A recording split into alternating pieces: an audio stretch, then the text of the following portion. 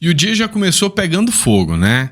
Vamos lá. Hoje o Donald Trump citou as eleições aqui no Brasil. E a forma que o Donald Trump citou chocou muita gente. Desde aliados a opositores do Donald Trump ficaram boquiabertos com essa menção do Trump no Brasil, depois que ele estabeleceu alguns decretos que mudam a regra eleitoral lá nos Estados Unidos, e ele fez essa menção direta ao Brasil. Eu vou falar para vocês do que se trata.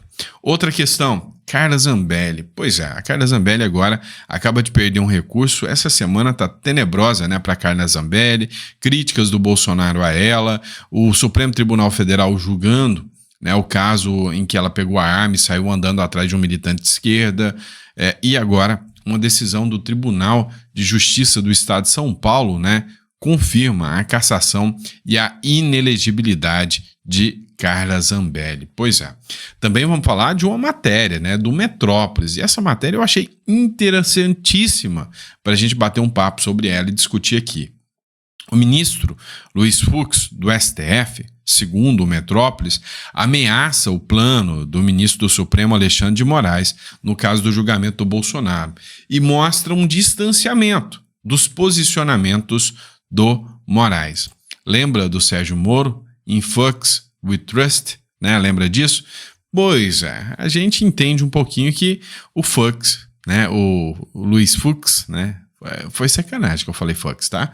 O Luiz Fux, ele quer dar uma afastadazinha do Moraes e ele não vai sozinho não, é bem provável que já tá tendo um distensionamento aí, né, tá tendo um tensionamento, né, no Supremo Tribunal Federal. A oposição está ameaçando parar tudo, vai chamar, ou seja, todos os aliados para parar tudo, enquanto a pauta da anistia não andar. E a gente vai falar um pouquinho sobre essa situação aqui com vocês no nosso editorial ainda, tá? E também sobre o PL da anistia, a gente vai expor para vocês como é que está a situação depois de uma pressão, né, do Zucco. O Zucco acabou fazendo uma pressão pesada em cima do pessoal lá para assinar o pedido de urgência da anistia e ele fez uma declaração, né, sobre o Hugo Mota nesse caso. Tudo isso é pauta desse nosso editorial aqui. Então, meu amigo, você que está acompanhando aí, ó, dá uma força pra gente chegar a 1.800.000 seguidores, né? Inscreva-se no canal, visita a nossa biblioteca digital, o link está na descrição, você vai acessar a nossa página aqui e vai entender um pouco mais sobre o que está acontecendo. O livro que eu recomendo para vocês, Segredos dos Ricos dos Investimentos, o livro tá muito bom para você que quer aprender a investir. Bora lá, vamos entender o que está acontecendo. Senhora Carla Zambelli, esta literalmente está em maus lençóis, né? Ou seja, ela vê que a sua vida, né, o seu futuro, né, no setor público, né, na política, está se esvaziando porque ela está sendo expulsa, expelida, né? E aí você vai me dizer se é perseguição política ou não. Justiça Eleitoral de São Paulo nega recurso e mantém a cassação da Carla Zambelli, tá? O Encinas Manfred, que é o relator do caso, do Tribunal de Justiça, rejeitou por unanimidade, fez o relatório, né, e foi rejeitado por unanimidade todos os recursos de defesa da Carla Zambelli, né, que foi feito ontem, na terça-feira. A decisão também manteve a inelegibilidade dela por 8 anos a partir de 2022. Então, a Carla Zambelli em 2026, até que tenha, né, porque já tem uma decisão colegiada agora, tá fora, né, até que se tenha um parecer superior aí, ela tá fora, e a Zambelli já tinha feito o embargo de declaração para que os juízes esclarecessem por quanto tempo ela ficaria inelegível, e agora eles confirmaram. Agora, o que é a grande questão que me chama a atenção aqui? Quais são os argumentos, né, para deixar a Carla Zambelli inelegível? Olha só o quanto é vago isso. Abuso de poder político. Abuso de poder político. E uso indevido de meios de comunicação. Essa é a cassação do mandato e a inelegibilidade da Carla Zambelli. O que a Zambelli está sendo acusada? de espalhar desinformação contra os adversários políticos, principalmente contra o Lula, né? Um dos casos que eles estão citando aqui foi a veiculação de um vídeo, né, que foi editado, distorcer a fala do Lula, aquele caso do não pode um preso, um jovem pegar um celularzinho, lembra? Né? Então dos casos é aquele lá, outro caso é falando da amizade do Lula com o Maduro, com o Ortega. Então, isso aí foi considerado, né, espalhar desinformação, né, e uso indevido, né, das redes sociais. O TRE considerou que isso aí violava a lisura do processo eleitoral. E o Janones, hein? Alguém lembra do Janones? Porque eu acho que espalhar pancada em cima dos outros, né? Acho que todos os deputados usaram essas mesmas armas, né? Uso indevido da estrutura estatal e do poder. Ela tinha uma influência como parlamentar muito grande e ela usou isso como benefício eleitoral, porque ela convocou, né, opositores enquanto parlamentar para sujegar esses opositores. Pessoal, sabe? E conduta, o que foi citado também? Conduta agressiva. Então, assim, pessoal, hoje é tão frágil um mandato parlamentar, né? Que democracia é essa? Que tipo assim, não, você publicou uma coisa nas redes sociais, não gostei, né? É o Brasil de hoje. Vamos lá, pessoal. O Trump muda a regra eleitoral por decreto. Citou o Brasil. E pegou muita gente de surpresa como bom exemplo eleitoral. O presidente dos Estados Unidos, o Donald Trump, assinou nesta terça-feira um decreto que prevê mudanças no sistema eleitoral do país e cita o Brasil como um bom exemplo de segurança nas eleições. Apesar de ser pioneira, né, no alto governo, os Estados Unidos agora fala em aplicar proteções eleitorais básicas nos Estados Unidos, que ele fala que a eleição nos Estados Unidos é muito falha, então ele quer seguir o que? O modelo brasileiro. Tá. E aí ele cita, não especificamente as urnas eletrônicas, mas ele cita o sistema de biometria. Isso aí deu ampla repercussão, né? O governo Trump destaca Brasil como exemplo de segurança eleitoral. Ele citou a Índia e o Brasil, disse que a identificação do eleitor no banco de dados biométricos é uma coisa que falta nos Estados Unidos e que ele tem que utilizar, que é uma autodeclaração de cidadania. Tá, vem cá. Vamos conversar sobre isso aqui, vamos ser meio ácido aqui, meio tóxico. Se você acha que o sistema eleitoral brasileiro é totalmente justo e válido, né, então o Donald Trump utilizar o mesmo sistema que foi utilizado aqui, de urnas eletrônicas, o mesmo sistema em que o TSE vem dar o resultado, e o Donald Trump usar lá nos Estados Unidos, nenhum esquerdista nunca mais vai poder questionar as eleições nos Estados Unidos. Correto? Vocês entenderam? Então, tá tudo bem, né? Agora, se você acha que aqui é errado, e aí você vai achar que o Donald Trump tá fazendo errado também, né? Agora, eu sou defensor daquilo, né? Não é o carro que é perigoso, é o motorista. É o motorista. Tá? Se o motorista tiver más intenções ou for um bruta de um barbeiro, ele vai fazer meleca ali. Tá? Agora, se um bom motorista, aquilo ali vai conduzir todos ao lugar seguro. Então, assim, não é o sistema eleitoral brasileiro, esse sistema é justo, aquele sistema é justo. Não, é quem conduz, né? Que a gente tem que ter muita confiança em quem conduz. Isso aí é fato, né? Em qualquer lugar do mundo. E vamos lá parar de ser hipócrita aqui. Vamos lá, pessoal. Matéria do Metrópolis, tá? Igor Gadelha Fux, né, ameaça plano de Moraes em julgamento contra Bolsonaro. Mas preste atenção que isso aqui vai um pouco mais além. O ministro do STF, Luiz Fux, demonstrou na terça-feira ser uma possível ameaça a um dos planos de Alexandre de Moraes para o julgamento do ex-presidente Bolsonaro no inquérito do golpe. O relator do caso, no Supremo Tribunal, o Moraes fez de tudo para que o inquérito fosse julgado na primeira turma e não no plenário da corte, em busca da unanimidade nas decisões do STF contra Jair Bolsonaro. A verdade aqui não é nada de unanimidade, é que ninguém atrapalhe o processo, de forma que aconteça, por exemplo, um pedido de vista. Eles querem que sejam pessoas 100% alinhadas que, se falar, vamos jogar o Bolsonaro amanhã, vamos. A sentença está pronta. É isso que está acontecendo, vocês entenderam? Então, se manda dali e manda para o plenário, nós temos Cássio Nunes, nós temos Nunes Marques, nós temos o Fux, né? Nós temos o Fachin, figuras que estão incomodadas com o posicionamento que está sendo adotado pelo ministro Supremo Alexandre de Moraes. E aí entra, né, num outro ponto, né? Um ponto, assim, interessante. Qual é esse ponto interessante? O Donald Trump disse que vai pegar pelo pescoço, vamos dizer assim, né? Esses que estão alinhados com Alexandre de Moraes. Meu amigo, o pacotão que foi anunciado pelo Paulo Capelli, jornalista do Metrópolis, de que vai ter um pacotão.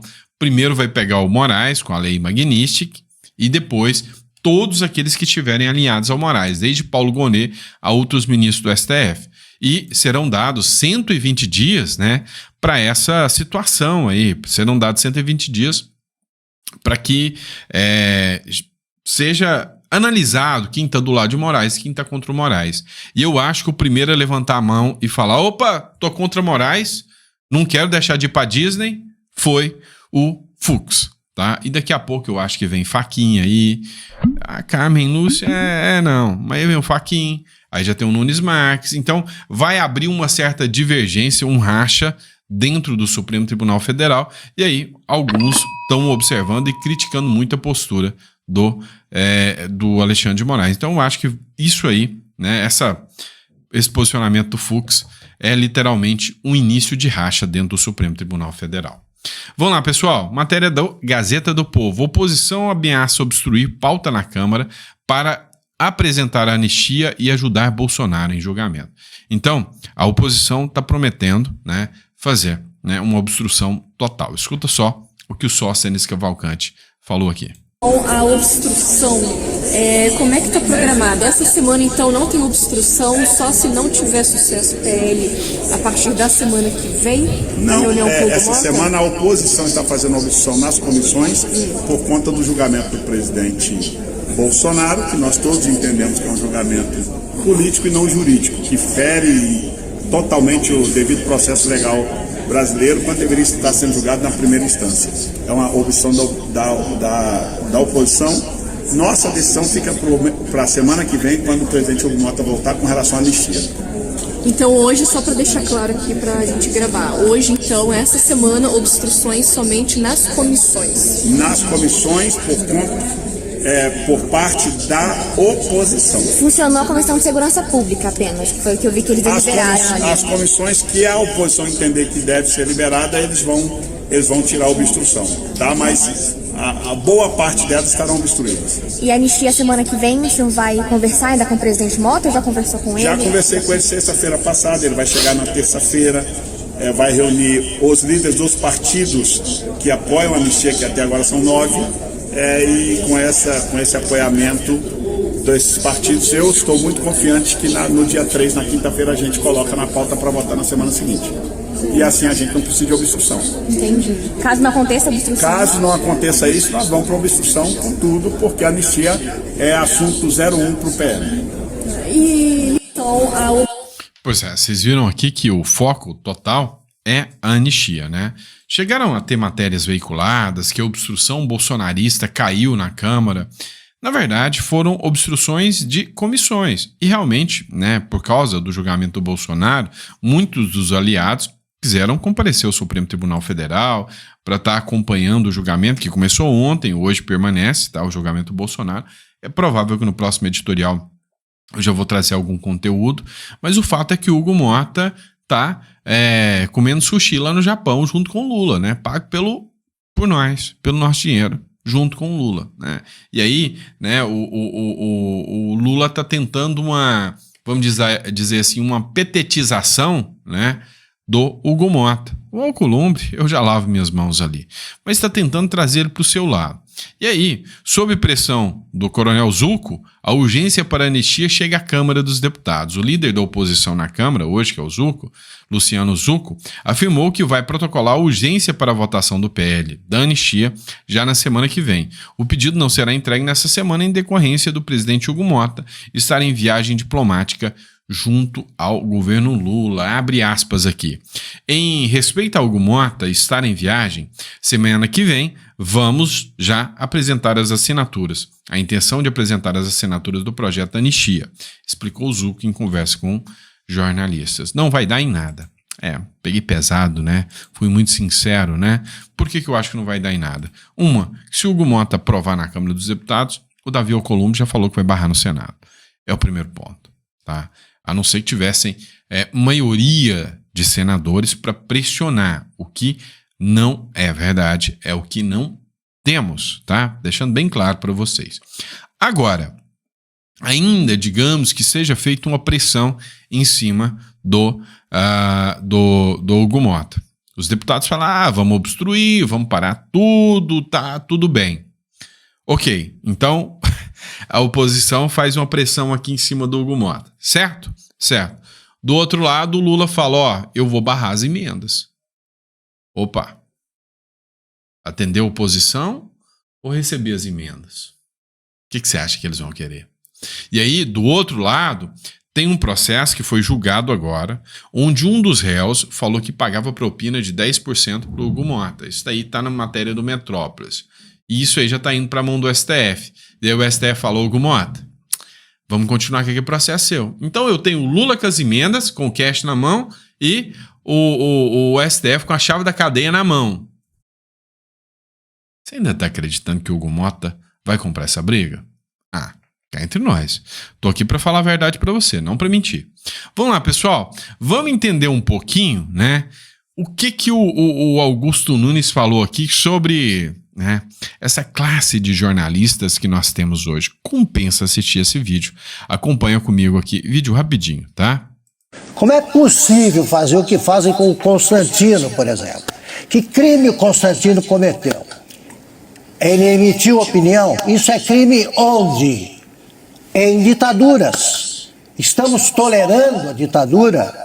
Os jornalistas, antes até induzidos pelo espírito de corpo, não chegavam a tanto. Eu tenho vergonha da minha geração de jornalistas. Eles são contra a anistia, eles são a favor da punição de inocentes e eles torcem pela polícia, de que antes tentavam escapar. Qual é a diferença entre esse caso e as punições aplicadas durante o AI-5? Então eu me envergonho dessa geração de jornalistas investigativos que só transmitem sem conferir, até sem conferir a grafia dos nomes. Então, eles publicam mentiras para punir alguém. Não, como é... Pois é, a realidade hoje é que não tem jornalista, é um bando de blogueiro, né? Mas ainda tem muita gente séria, José Neumann, William Vac, tem muita gente séria ainda que, sabe, é imparcial, tá? E aí, às vezes, né, isso aqui é a minha opinião, às vezes você vê um jornalista criticando o Bolsonaro, olha lá! Não, ele tem que ser imparcial, ele tem que ser imparcial. Ele tem que ter críticas ao Bolsonaro, críticas ao Lula. O problema é quando o jornalista se torna militante a um lado e nunca critica. Esse é o grande problema, né? Seja da direita também.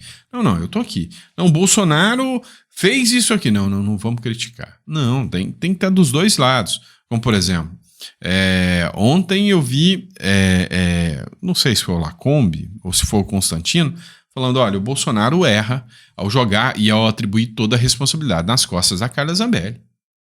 Como pode o Bolsonaro tomar uma medida como essa? Ele sabe que a responsabilidade não é da Carla Zambelli. Ele está tirando o dele da reta, está agindo como petista. Não é assim que funciona. A Carla Zambelli tem sua culpa, atrapalhou, sim. Agora falar que ela é responsável por ele perder o mandato, aí ele foi totalmente errado. Ou seja, você vê jornalistas, né, que são imparciais na sua análise. É assim que tem que ser. Talvez até um dos casos do sucesso do canal aqui é isso, é a minha imparcialidade, porque se você parar para pensar, o que é o Sandro? Algum grande jornal cresceu o nome do Sandro aqui? Vocês viram a ajuda de alguém aqui para chegar e falar, não, ó, Aquele canal ali tá bom, tem muitas visualizações, mais de 20 milhões de visualizações por mês. Vocês viram alguém pegando na minha mão uma Globo, ou o governo Lula me dando dinheiro, ou o Bolsonaro me dando dinheiro para chegar aqui? Não. Talvez o que o povo quer hoje é, sinceramente, a sinceridade. Nada mais do que isso, né? Nada mais do que isso. Então, talvez esse seja um dos pontos que a gente conseguiu construir essa amizade entre eu e você aqui, através da honestidade, né, intelectual. Ou seja, de chegar aqui e falar, não, peraí, isso aqui que o Lula tá fazendo não tá errado, não. Isso aqui, vamos ser honestos, aqui ele não errou. É difícil isso, mas acontece. Ou da mesma forma falar, gente, peraí, o Bolsonaro não poderia ter jogado, atribuído. Então o Bolsonaro fazendo isso aqui, ele jogou por tese tudo aquilo que ele falou para vocês de que não confiava nas caixinhas brancas, e a culpa é da Zambelli, não é das caixinhas. Vocês entendem, assim, que tem que ter essa autocrítica? Se a culpa é só da Zambelli, então você pare de questionar. Então o Bolsonaro foi um bravateiro ao questionar o sistema eleitoral. Agora, se o sistema eleitoral é sério, a Carla Zambelli foi um dos fatores que atrapalhou o Bolsonaro. Mas se o Bolsonaro tivesse aquela gestão impecável, não era a Zambelli que ia atrapalhar. Então tem que ter essa honestidade intelectual, cá entre nós. Vamos ser sinceros, tá bom? Obrigado, pessoal. Espero que vocês tenham gostado do nosso editorial, apesar das porradas que eu sei que eu vou levar por essa última fala aqui, mas tá bom. Tá bom. Só sei que eu tenho a agradecer a vocês e gosto muito desse momento de estar aqui com bate-papo com vocês, tá bom? Abraço e até a próxima.